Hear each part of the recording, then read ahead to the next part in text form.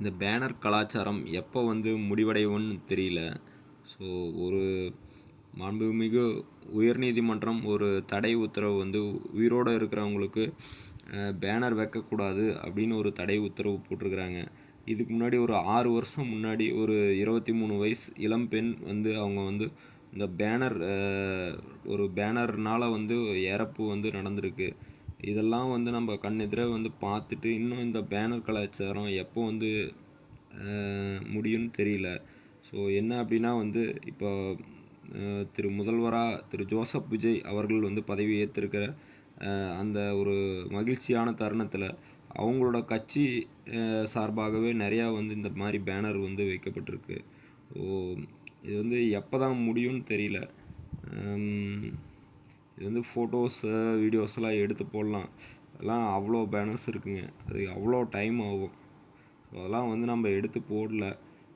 இது வந்து இது இங்கேன்னு இப்போன்னு மட்டும் இல்லை, ஒரு திருவிழா, மற்ற ஒரு ஒரு பிறந்தநாள் விழா, ஒரு கட்சி தலைவர்களோட பிறந்தநாள் விழா, அந்த மாதிரி ஒரு அப்படியே தொன்று தொட்டு போயிட்டே இருக்குதுங்க. ஒரு திருவிழாலாம் அதில் ஒரு பேனர்லாம் எடுத்து எடுத்து போடுறாங்க. அவ்வளோ பேனர்ஸ் வைக்கிறாங்க, கட்சி சார்பாக வைக்கிறாங்க. சின்ன சின்ன பசங்கள்லாம் சேர்ந்து பேனர் வைக்கிறாங்க. இந்த பேனர்லாம் ஏன் இந்த பேனர் கலாச்சாரம் வந்து இன்னும் வந்து இருந்துகிட்டே இருக்குது அப்படின்னு தெரியல. ஸோ இப்போ ஒரு முதியோர் இல்லம் இருக்குது, அது மாதிரி அனாதை ஆசிரமம்லாம் இருக்குது.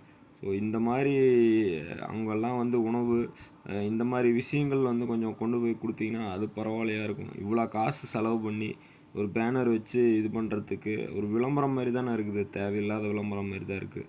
ஸோ மக்கள் பணி செய்யுங்க, மக்கள் பணி செஞ்சு வந்து இப்போ இவ்வளோ ஒரு ஒரு கான்ஃபிடென்ட்டாக வந்து வந்திருக்கிறாங்க ஒரு தலைமை. அவங்களுக்கு வந்து வந்து மக்கள் பணி செஞ்சு ஒரு உங்களோட கட்சி பேரை வந்து நம்ம வந்து காப்பாற்றணும் அப்படிங்கிற மாதிரி ஒரு விஷயங்கள் இருக்குமோ தவிர்த்து இந்த மாதிரி வந்து பேனரை வச்சு வந்து என்னடா அது அவங்களும் அப்படி தான் வச்சாங்க, இதுக்கு முன்னாடி இருந்தவங்களும் அப்படி தான் வச்சாங்க, நாமளும் அப்படி தான், இவங்களும் அப்படி தான் இருக்கிறாங்களே அப்படின்ற மாதிரி ஒரு மனநிலைமையை மக்களுக்கு வந்து தள்ளிடாதீங்க. ஸோ வந்து மாற்றத்துக்காக தான் மக்கள் வாக்களிச்சிருக்கிறாங்க. ஸோ திரும்ப நீங்களும் அதே மாதிரி ஒரு அரசியல் கட்சி பண்ணுற மாதிரியே வந்து நீங்களும் பண்ணாதீங்க. நன்றி.